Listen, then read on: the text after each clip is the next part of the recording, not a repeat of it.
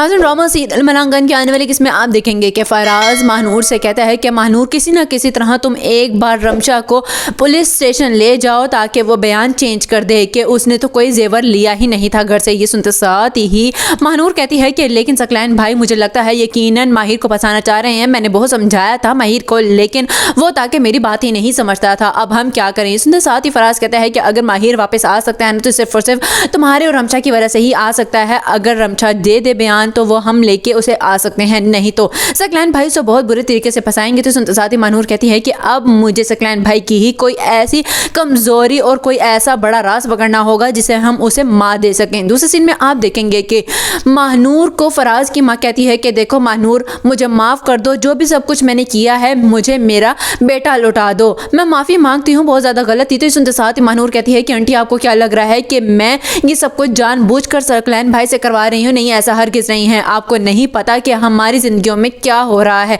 मेरी माँ का कातिल भी वही है। तो सुनते साथ ही फराज की माँ कहती है कि अच्छा तो फिर तो तुम्हें कोई ना कोई कदम उठाना चाहिए। तो सुनते साथ ही महानूर कहती है कि आंटी आपको क्या लगता है कि मैंने कदम नहीं उठाया? उठाने की कोशिश की थी लेकिन वो इतनी आसानी और चालाकी से छूट गए कि आपकी सोच होगी। सुनते साथ ही फराज की माँ कहती है तो अब माहिर को हम कैसे निकालेंगे? मुझे तो लगता है कि शायद अब मैं उसकी शक्ल देखे बगैर ही इस दुनिया से चली जाऊंगी। लास्ट सीन में आप देखेंगे कि सकलैन रमशा के पास जाता है और रमशा से कहता है कि देखो रमशा, अगर तुम अपने उस महबूब को जिंदा और जेल की सलाखों से बाहर देखना चाहती हो ना तो तुम्हें उस रिश्ते के लिए हाँ करनी होगी। ये सुनते साथ ही रमशा कहती है कि यानी कि आप मुझे बलि का बकरा बनाना चाहते हैं? तो सुनते साथ ही सकलैन कहता है कि तुम जो मर्जी समझो, बस मैंने तुम्हें कह दिया है, अगर तुम माहिर को जिंदा चाहती हो तो मेरी बात मानो और रिश्ते के लिए हाँ कर दो और आज के आज ही तुम्हारा निकाह होगा। ये सुनते साथ ही रमशा बहुत ही ज्यादा सोच में पड़ जाती है और कहती है कि आपको इससे क्या फायदा होगा? ये सुनते साथ ही सकलैन कहता है कि मुझे क्या फायदा होगा, तुम्हारे लिए ये जरूरी नहीं है, बस इतना चाहता हूं कि